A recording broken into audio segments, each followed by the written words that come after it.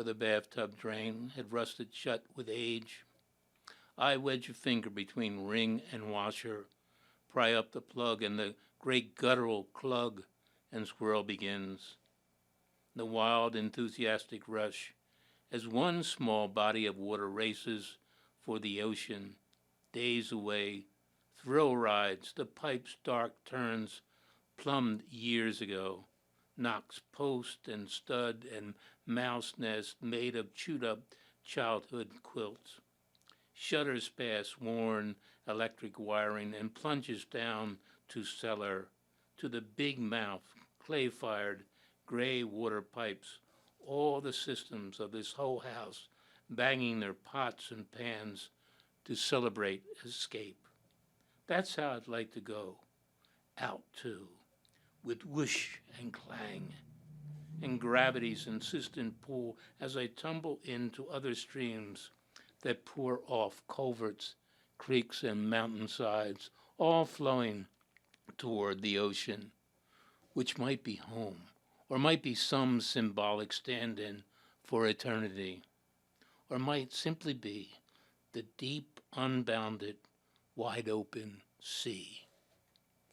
Waters Toward a Sea, a poem of our guest Hayden Saunier's book of poems, Wheel. Good evening. My name is Charles Carr, and welcome to Philly Loves Poetry, collaboration between the Moonstone Arts Center of Philadelphia and PhillyCam. Tonight, and the purpose of our program, as always, is to give our viewers and our listeners the experience of the very rich culture of poetry in the city of Philadelphia and the surrounding community. And tonight we have, a beloved poet was surely one of become in my top list of poets, not only in Philadelphia, but of all time, and that's Hayden Saunier. Hayden is a poet, actor, and teaching artist living in the Philadelphia area. Hayden has published 6 collections of poetry, and her work has been awarded numerous prizes, including a Pushcart Prize and 12 nominations. The Rattle Poetry Prize, Nimrod International Pablo Neruda Prize, among others. Hayden is the founder and director of No River Twice, and hope we'll discuss that a little later in our program, a group of poets who offer interactive poetry readings that are never the same twice. Hayden is a poet laureate emerita of Bucks County, Pennsylvania. She's also an actor. Her acting resume includes film and television appearances in The Sixth Sense, Philadelphia Diary, House of Cards, Mindhunter, Hack, and Do No Harm, and dozens of roles at regional theaters such as the Guthrie Theater, Walnut Street Theater here in Philadelphia, the Arden Theater, George Street Playhouse, Interact Theater, and the People's Leighton Theater Company. So Hayden, welcome. It's great to have you again. Thank you so much. It's great to be here. Philly Loves Poetry, and Philly does really love your poetry.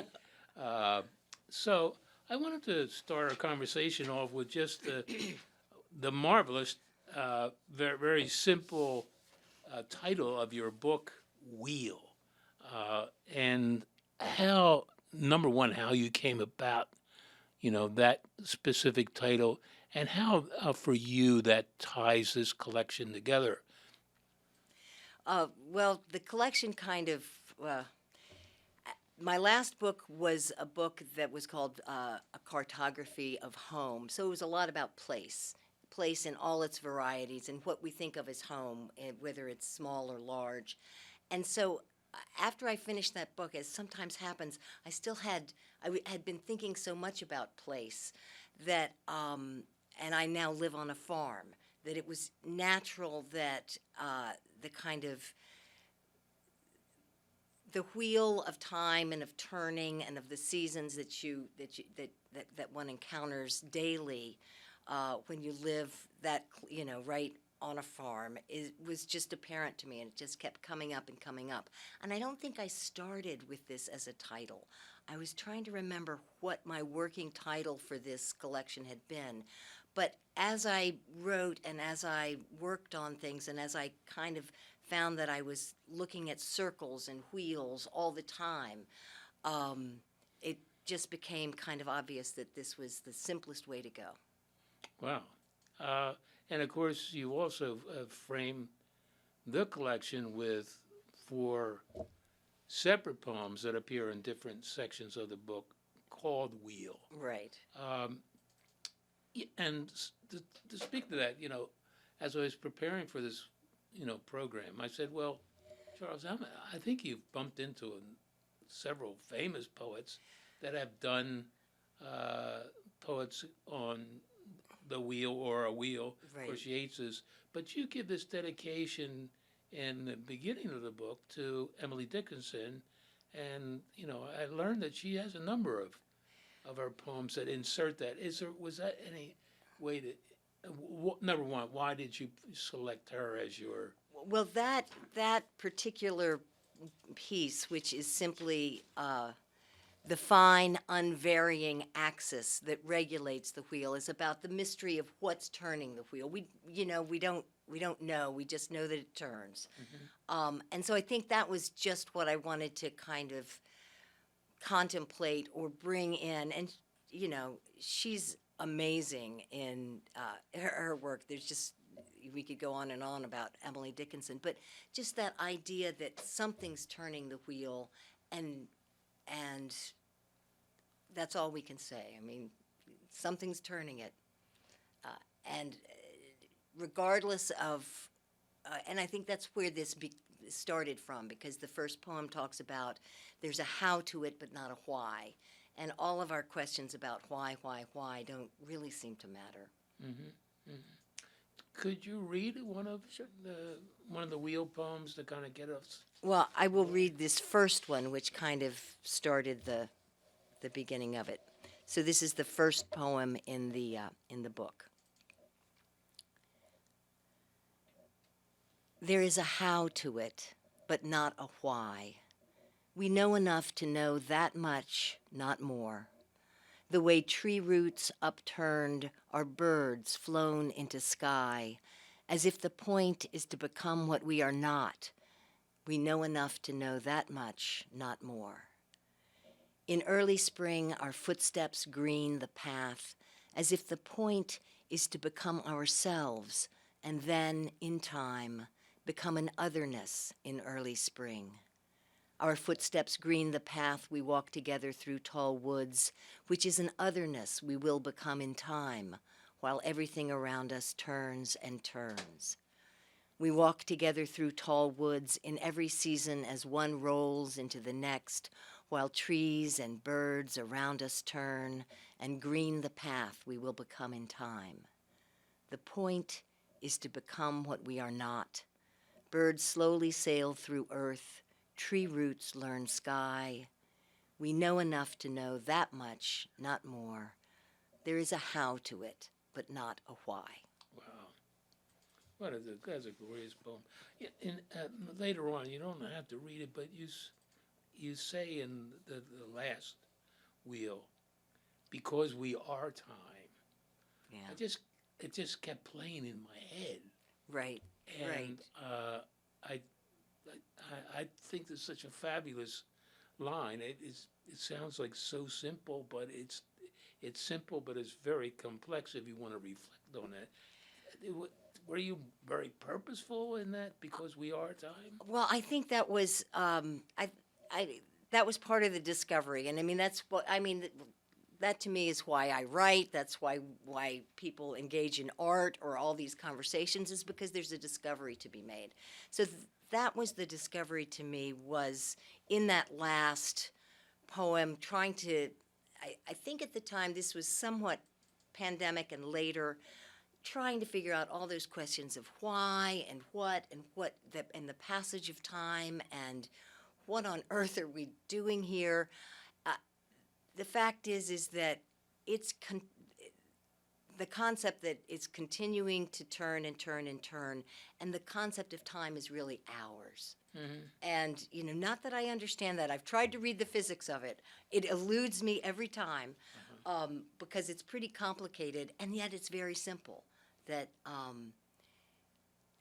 but that one I've been writing a little bit about that that'll come out in some new stuff. But that was mainly a discovery as I went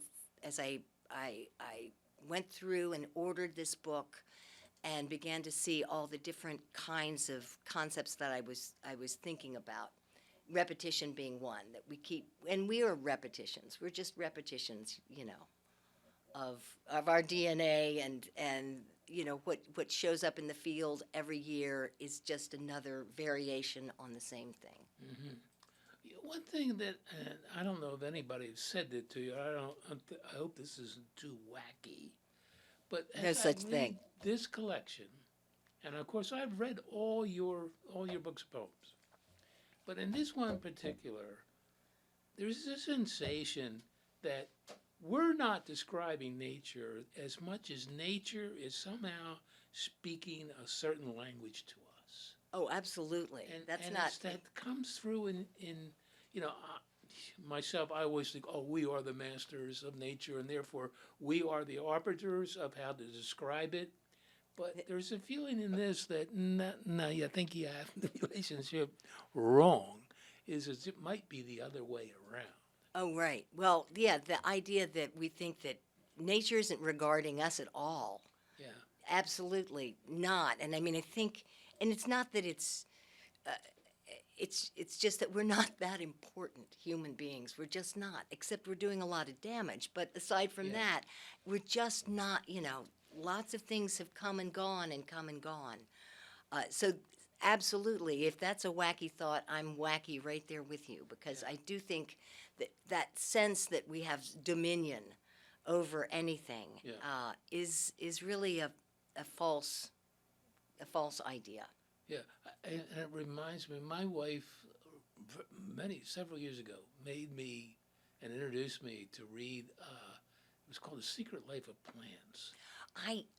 And she was talking, and it was such a fascinating point, but that these are lives that you don't know anything about, but they're reacting to you, and they're reacting to their environment, and you don't know anything about it. You think you do, but you really don't. And it's only these people that came from more sophisticated kind of instruments to be able to tell us, there's nervous systems there, there's reactions, there's sadness, there's despair. There is life there. And I think now it's very well known that there, through the funguses, through the root systems, there's all this communication out there going on, and we're just walking dumbly over the top of it, right? I think that shows up in I don't know which poem it was, but you mentioned stuff like that about root systems and kind of a life, that's happening there that we know nothing about. Right. Yeah. I'm trying to think which one in particular, because a new poem that I wrote specifically talks about that, but I don't think it's in this book. But the Dominion poem, which was kind of my speaking to that, that's here. Great. I love that poem, too. So, shall I just read that? Well, Dominion. So close to understanding everything, we lacked only a verb. We had agency. This was clear. Why else would mists rise to decorate the creek, halo the river? Being water, we needed water. So why else the rain, except to bless us, fill our wells, refill our sense of superiority? We had been given dominion. Spectacular landscapes were designed as epic backgrounds for our rages and desires, to lift our hearts with our own grandeur. This was known. Only the verb was inscrutable. Only the verb stuck to the shadows, skittered outside the circle of our fires, eluded the grasp of our opposable thumbs.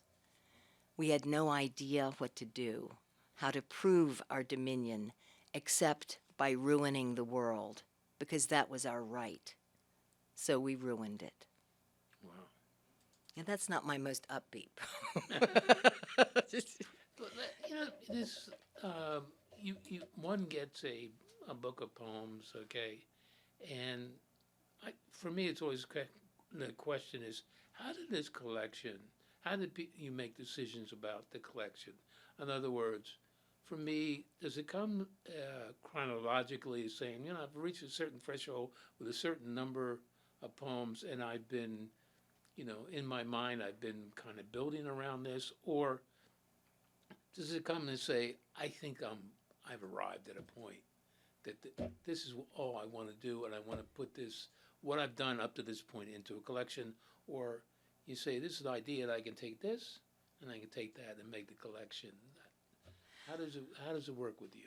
Oh, for this one, I think I began to feel like it's kind of like a little gravitational force. I began to feel like I had enough poems that were kind of moving around the same subject, that they were beginning to form a little solar system. And once that began to happen, I could then begin to kind of write toward it. It was like, then I could fill in some poems. So I kind of created a structure that then I have to upset all the time and change around. But that's kind of how it is. They began to just create their own gravity around this idea of the wheel and the turning and the circles and time and the passage of time. And so once I kind of got that as a structure, as a kind of then I could tack some more things up there. So that's basically what happened. And the creation of the wheel poems kind of almost came as a result of putting the collection together. I did not have those before I started this.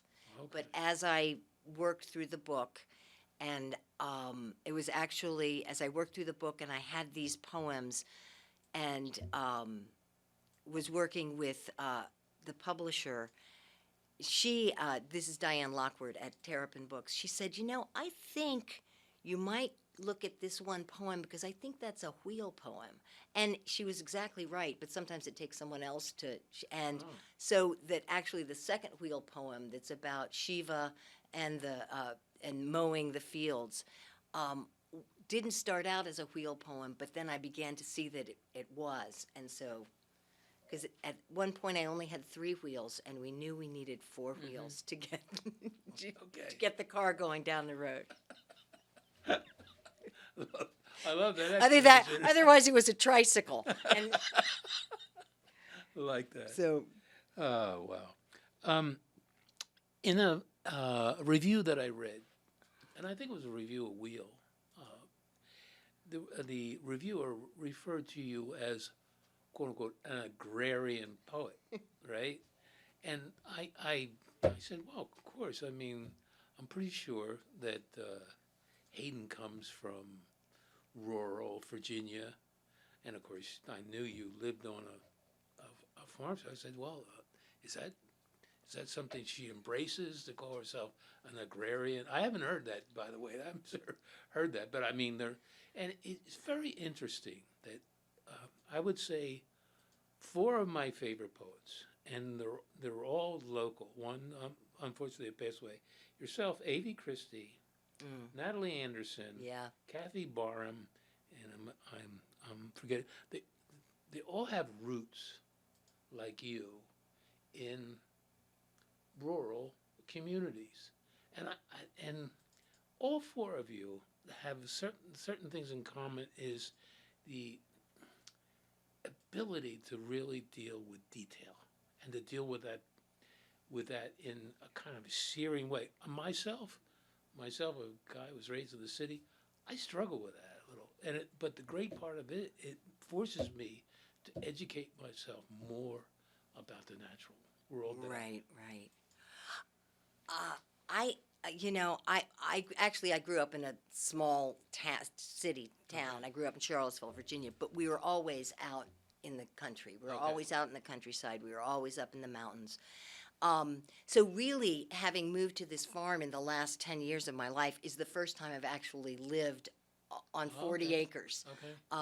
Although I was always out in the country. But because of that, we had a little cabin up in the mountains where we wandered and wandered. I think, though, that I wouldn't really say I'm an agrarian poet, but a lot of the metaphors, a lot of the basic kind of directional metaphors that come naturally to me are natural ones, are like, and I think that's just because I had the real pleasure of spending a huge amount of time sitting by creeks or, walking in the Right. woods. And so that to me is maybe the attention to nature and having learned that attention by watching natural things. But I would not say I'm an agrarian poet. I spent a lot of time living in cities, Okay.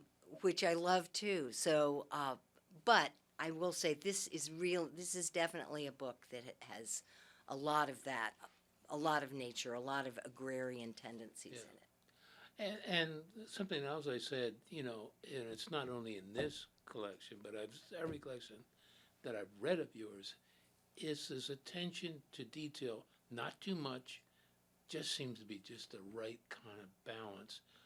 And I don't know if you can pick out, a poem that I said to you, that poem that you wrote about dressing yourself for the weather. I said, no, this is just another example of something that is very detailed, but it's very interesting to follow. And do we ever go in this length ourselves to really ponder, that exercise of getting ourselves ready for the Right, weather? right. I don't know if you want to read that I'll be one. happy to Yeah. read that. And that actually is um, but there are a couple of good examples in here Yeah, because sure. when you stop and think about things, every door opens. But here it is. This is called How I Suit Up for Winter Storms. Boots from my son's 8th grade year, outgrown far faster than the heart-deep humiliations he bore for being gay that I could not protect him from. I've worn them ever since through snow and sleet. A sheepskin hat too hot for any weather but what nor'easters scream down across fields, one fleece edge turned so the bite taken from it by our long-dead terrier mutt is covered by the blue wool muffler my daughter knitted for me one fall when unemployed and anxious. Leggings, snow pants, and here I might as well confess my underwear's not good. It's functional, everyday, won't ride up, which makes it perfect for this task. Shirt, sweater, upscale jacket passed down from a friend, my husband's old coat with torn pocket, bright red gloves my mother bought on sale before she died, and zippered in my sleeves a chapstick and my father's handkerchief. All set.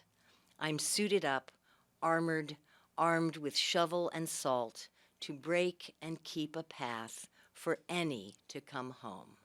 No, I really. Well, but what I mean, it's a very ordinary thing, right? yeah, exactly. But you really, the way you capture us in that moment is that's the beauty of poetry for me.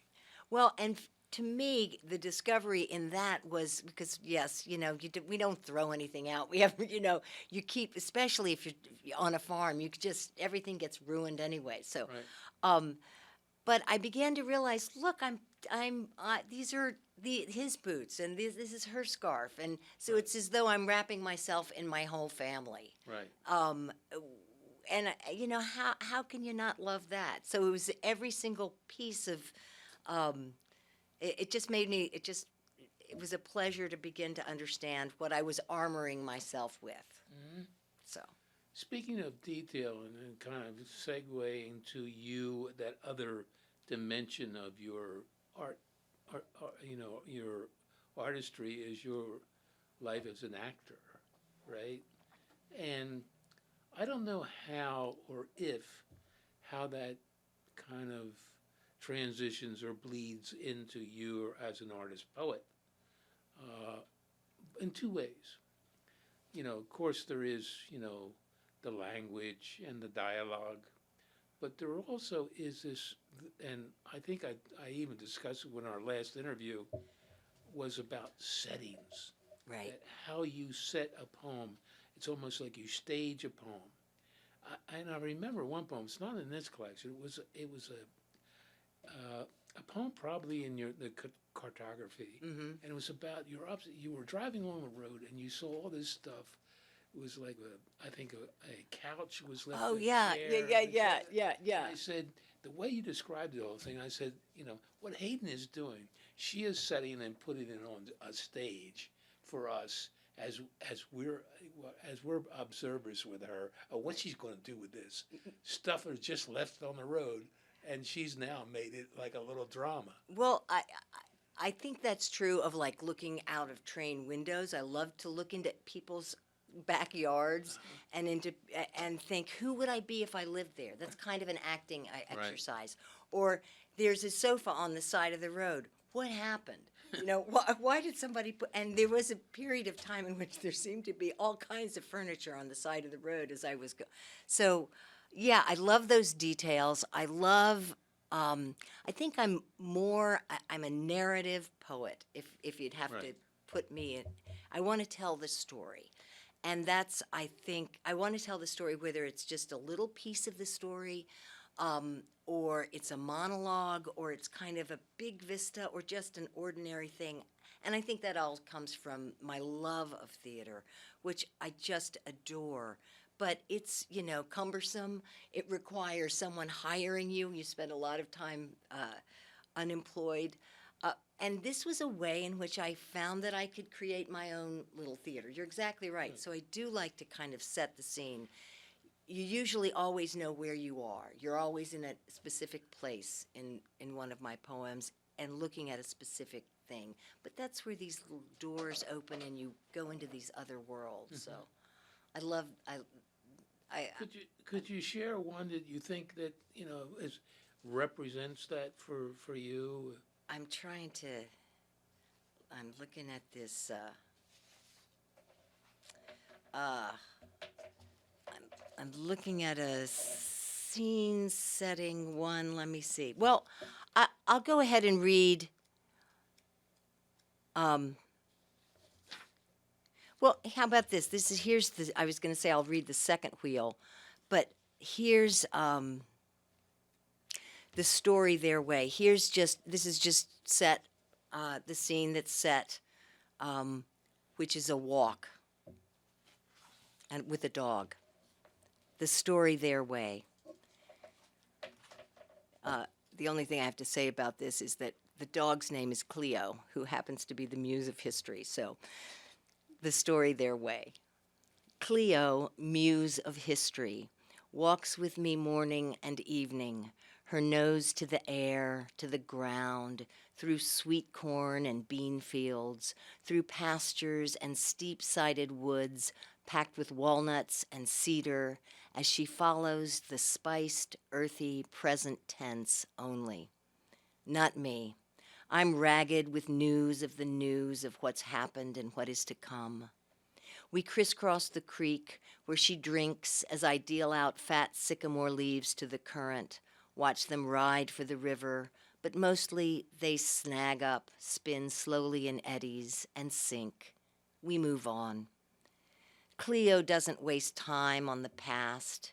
She knows what happened, how everyone else tells the story their way. She's a dog with no dog in the fight. Not that she's blameless, just honest. Sometimes, when I call her to walk, she's stretched in the shade on a stone step, licking her chops at the chicken house door. One poem that was really very moving, and we've had so many different poems. It's funny you talk about you read last night with Steve Burke, Mm-hmm. and he probably had the most powerful poem following the mass shooting in Connecticut with those children. And I'll never forget, it wasn't a long poem, a very short poem, but this grammar lesson, spring 2022, really grabbed me by the throat.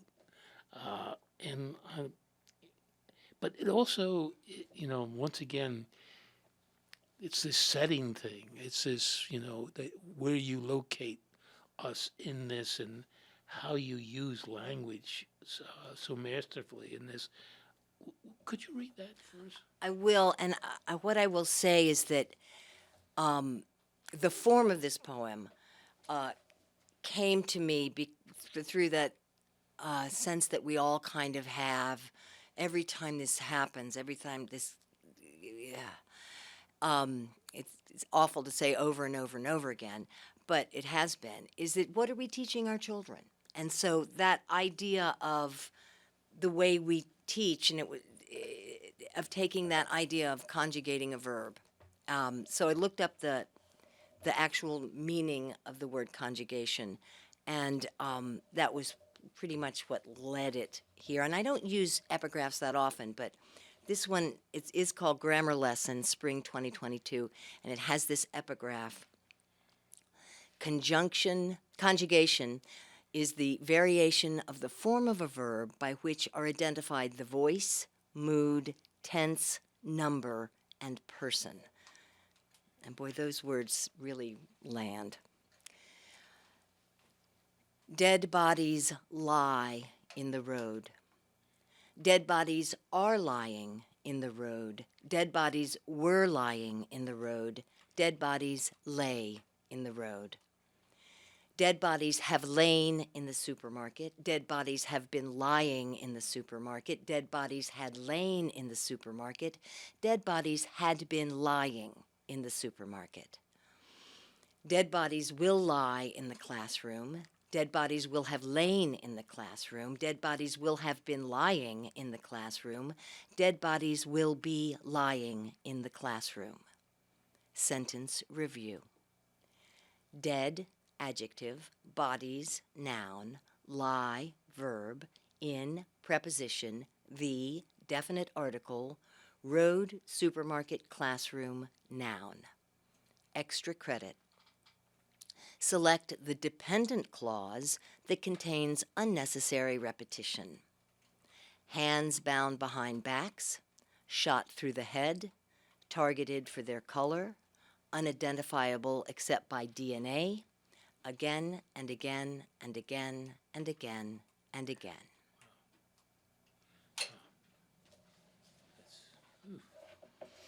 Very powerful. Yeah. So I'm going to,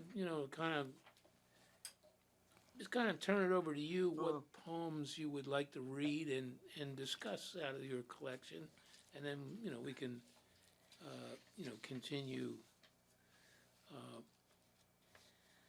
The other thing, before you go there, Good. Let's keep talking. It's more. I love to read and talk and read and talk and read and talk because gives a little time between. Also, is the form of your poems. None of your poems are, real long. Right. And you vary. You vary forms. There's a number of poems that are couplets, numbers with tercets and quatrains. How do you choose? Well, this is what the form I'm going to use for this poem. Do you start out? There are some folks that just start out and they write, maybe almost like a prose poem. Right. Right, and then they say, now I'm going to give it some space and some breath and do it that way. How do you approach that decision of this is the way I'm going to do it? Well, I always lineate. I write very few prose poems, and I don't feel like I understand them. I just don't quite understand them. So I'm almost always lineating, and sometimes, writing to the line. And I often will start out and write in couplets just because then I can see the first line and then I can see the second line real clearly.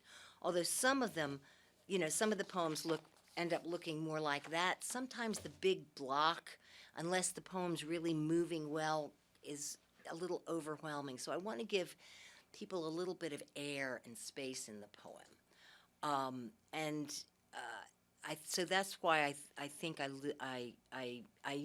do use couplets a lot, and I use tercets a lot. But there's something about just giving a little bit of air to the words, um, and it just seems to suit the shorter line. So I have to say that really depends upon the poem, and there'll be a poem in that I will go back and forth and go back and forth in terms of how it's broken, or if it's just broken into kind of thought chunks. So it really depends upon the poem itself. And I write very badly in really pure form. So I always kind of like, even that first poem that I read, which is kind of pantomey, but it's not really the form.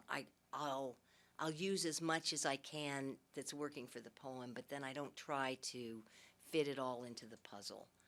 I think of all the styles that are in there, the one that I guess appeals to me the most, and I guess is a prejudice, is with your couplets. Yeah, And I guess there's two parts of that for me.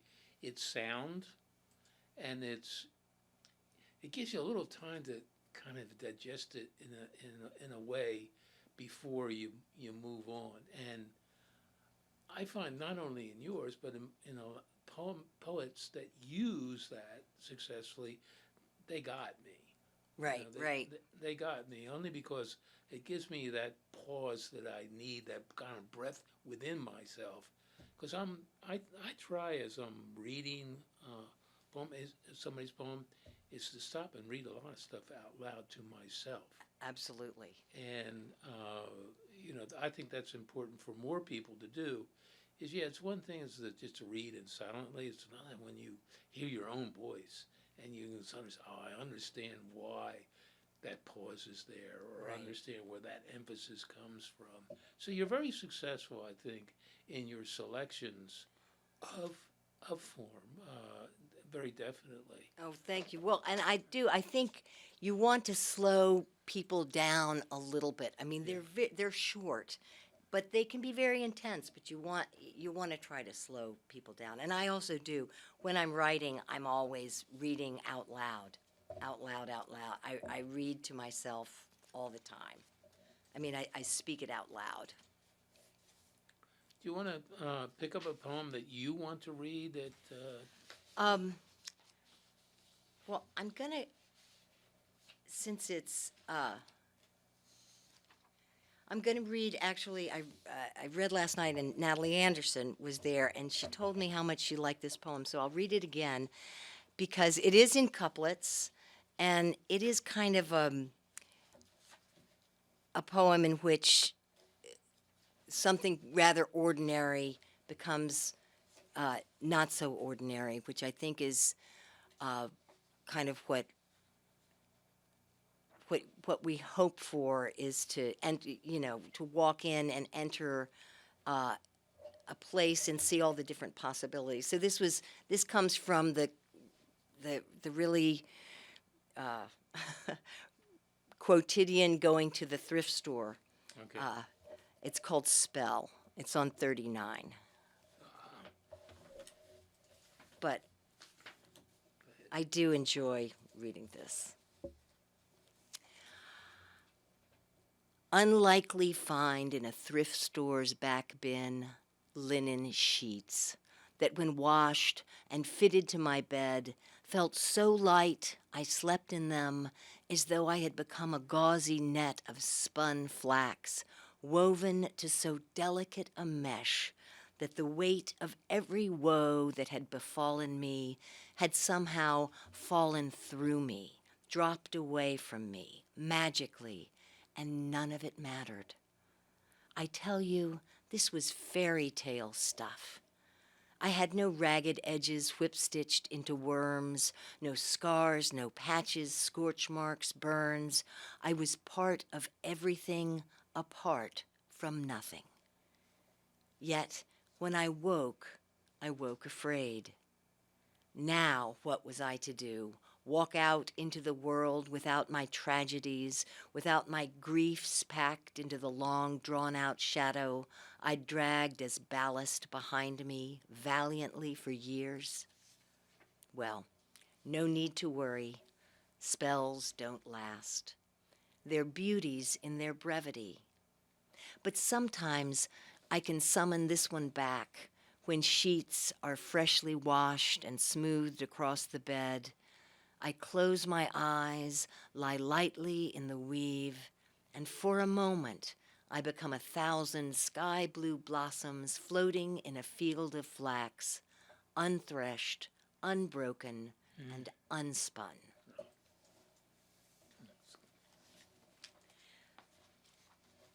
And your question made me think, what else would I want to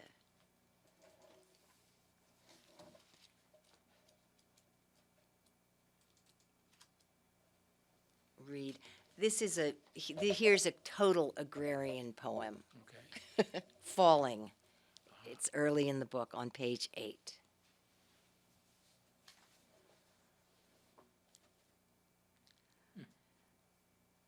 Falling. I fell in love with a field of rye. It happened this spring for the first time, and I am not young.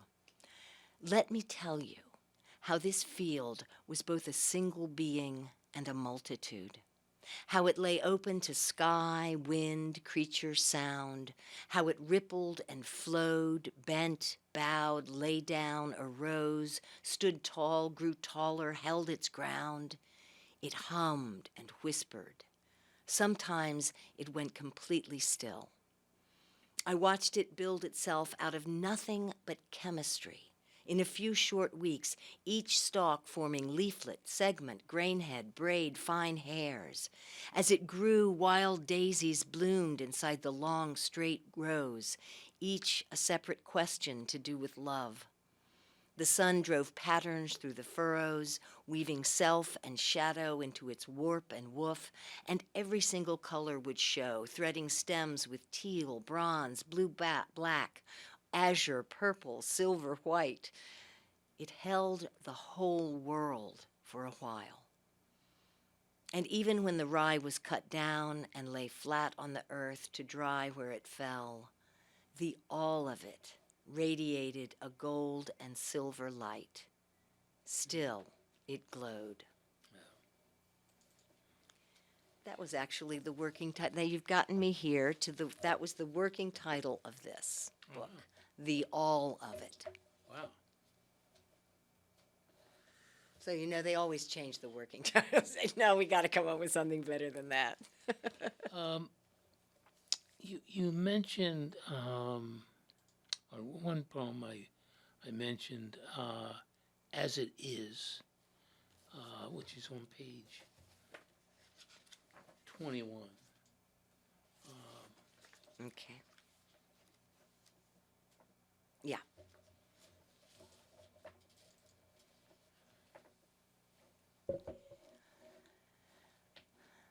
As it is. Sometimes I glance up and I see the world as it is, complete, taking the form of a tree, or inky-eyed black-capped chickadee, or a figure in a cherry-red scarf crossing a sliver of street, as if to remind me that everything stands for everything else. Dusk now, winter, the world's a snowy hillside sketched with shagbark hickories, and look, what I first thought to be a string of small boats on a white sea has turned into a line of deer, following each other single file to take shelter beneath boughs of big dark pines for the night. That, too, seems exactly right. That line in here, in the third stanza, as if to remind me that everything stands for everything else. Can I think it's a glorious line as far as, poetry, but can you expand a little on that? I think it's a fabulous line. I mean, you could build a series of poems. Yeah, exactly. Well, I think that almost anything is both is both, I don't know how to, is both itself, and it's both large and small. It's like every aspect of things. And I mean, you get down to some, quantum level, and we're all the same stuff, just in different formulations. So in some ways it's like that. Almost anything you look at, anything you see, anything that comes to your attention can stand in for anything else. And the tree may stand in for something completely different to you than it does to me, if it's a particular tree or a particular. But it doesn't matter. It's like a world just opens inside your head. So I think that's really the meaning of that, is that rather than trying to nail things down the way we often try to, it's this, it's that, or figure out why, or have some kind of security in it. It's all in the flow. It's that's exciting that you say that, because it reminds me, I had a history professor when I went to college. He's a famous historian. He's dead now. His name was John Lukács. And he used to say this crazy thing to us, that there are no historical facts. People used to go, well, date this. There's no historical facts. There is the phenomenology of a fact. Right. And for everybody, there's a different fact. Right. And I mean, I don't want to go into what they're saying about our current administrator or administrator. I know. How facts are, but he used to say it's what lens that you look at. And so Right. you're talking about this tree, a tree is not just a fact. Right. A tree is a life experience for different kinds of people, and how they perceive it, and the phenomenology of nature and the tree. So. And yet we can agree on certain aspects of the Sure. tree. As bark. Yeah, and but then there are all these other aspects that just this open up in our own experiences. Right. So I think that that's kind of what I meant, or what I was trying to get at in that statement. But, another poem, I think you talked about the tree in that different sense in terms of life. Right. Yeah. And so, there it goes again. Is that there's, and this, I'm just fascinated by, that line. There's such truth, in that line of poems, for so much else.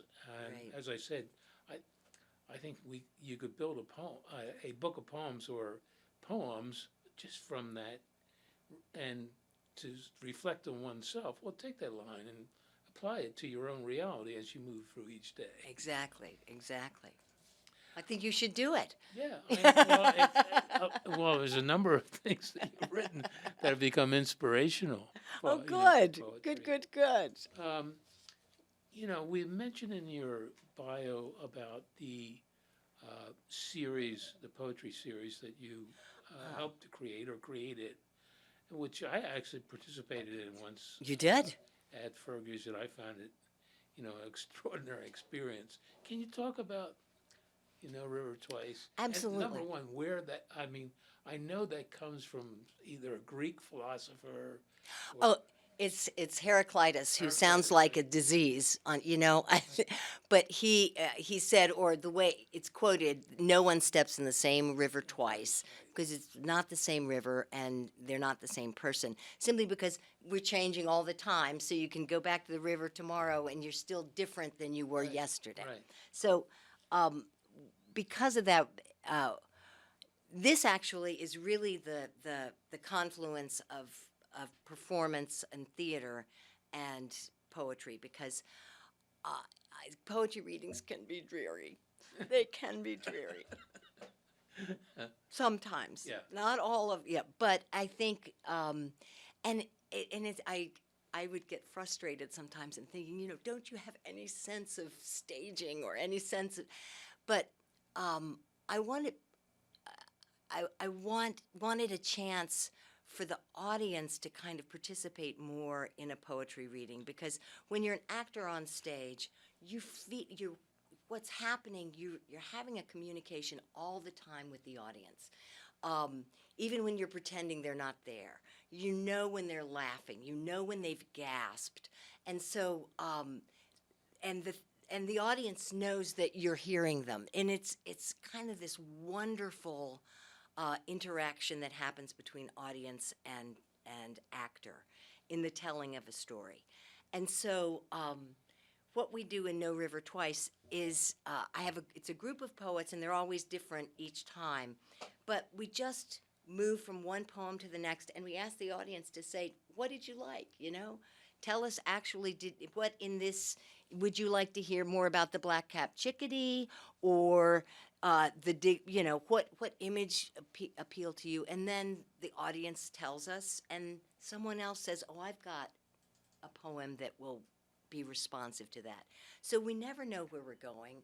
There are a variety of voices, which I think really is delightful, and then it finds a kind of some kind of an amazing little through line always starts showing up, and things get repeated, or there's a story that becomes told, and we use lines that connected from each poem to create a cento poem that kind of tracks that. And we have a poet with us, Chad Frame, who's just so brilliant at this. He just can put together. So he is collecting the lines. We're sending it to him. He's our cento master.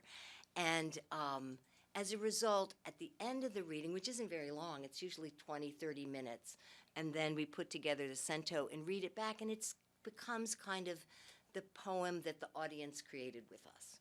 So to me, it's a way of making poetry readings more fun, more inclusive, and as someone said to me, which I thought was really great, I didn't have to try to figure out if I got the whole poem. I didn't have to try to understand.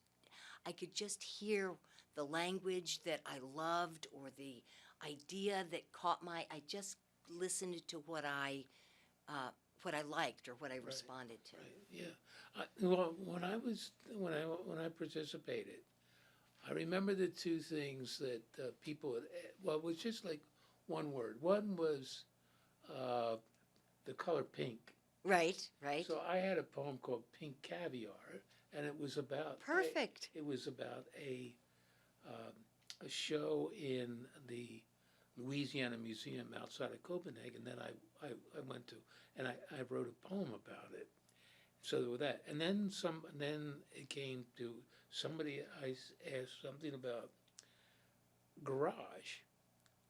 I think it was garage, and I don't know how I got in. And I had a poem called Christ's Garage Sale, and it was about a poem about these places that have created warehouses where all these artifacts from the Catholic Church, where they're closing them or they're breaking them apart, they put them in different sections. So I wrote a poem, about that, and I just said to myself, this is really great, because the audience is really feeding you. Exactly.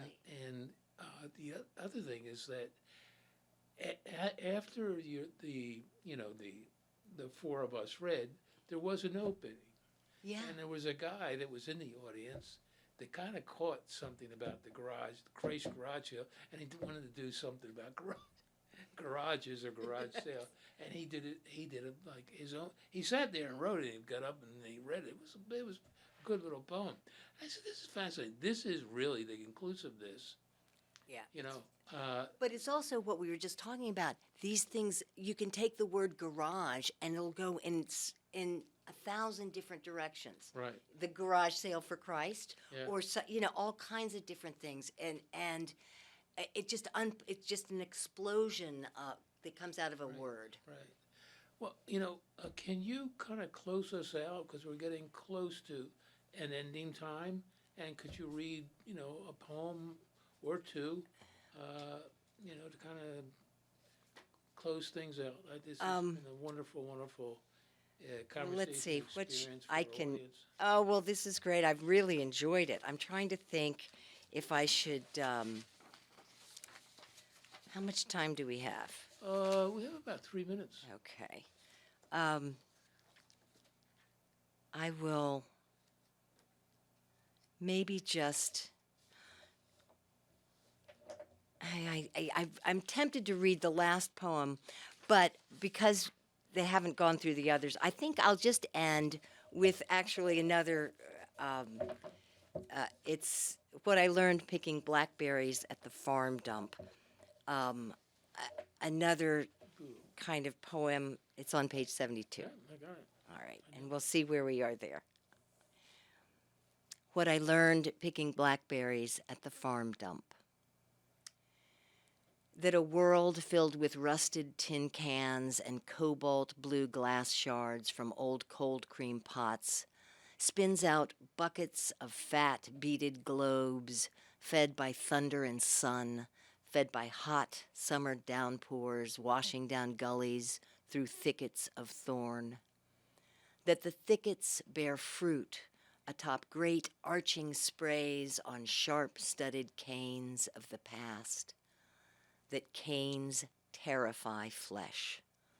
That some glossy berries are tight, bitter, juiceless, a mouthful of grit, that I spit these ones out. That it's hard to know which ones are which until tested by tongue. By then it's too late, all the sours inside, but also, when perfect, the sweets inside too. That the thorns on the canes punish any resistance with barbed hooks curved back, drawing blood. To escape, you must reach deeper in. That ticks live there too. That calm is demanded and a rough, long-sleeved shirt, buttoned collar to cuff, canvas pants, heavy boots, and a coffee can hung on a string. That the dark, richest berries need shade to grow sweet. That they purple my hands as I pick, and they purple my mouth as I eat, and they purple the jam cooked with sugar and lemon, pried open in winter and spooned out on toast, with the purple of all of it. Present, past, body, blood, bittersweet, heat, rust, and sky. Wow. Hayden Saunier, Wheel. Thank you so much, Hayden. Thank you. You're welcome. Terrific, terrific book of poems. Surely, strongly recommend it. You know where to go and buy it. I don't have to tell you. And all of her books are glorious. They really are. So thank you very, very, very, very much. I really enjoyed it. Look forward to, having you on Philly Loves Poetry. And I want to thank the person behind the camera, Alyssa Person, who has just returned from Russia to be with us and to make this all happen for you for PhillyCam. And I want to thank PhillyCam to continue to sponsor. This is the first show of the 10th year of Philly Loves Poetry series. So I thank you, PhillyCam, for making this happen for all that time and all the experiences, all the great poets that I've had.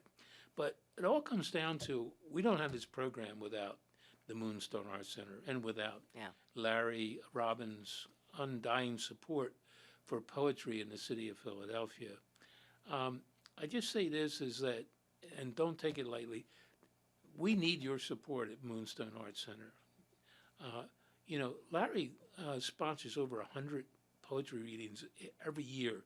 He is doing publishing of anthologies that address currently what's happening, and it's as the voices of poetry to speak back at these experiences. Some of them are horrible, some of them are wonderful, but he gives a platform for poets in this city, and he has. So find a way, going to our site, moonstoneartscenter.org, to find a way you can support us. So once again, I thank you, and I thank PhillyCam for producing this. And I look forward to seeing you next month in February. Thank you so much. Really enjoyed it.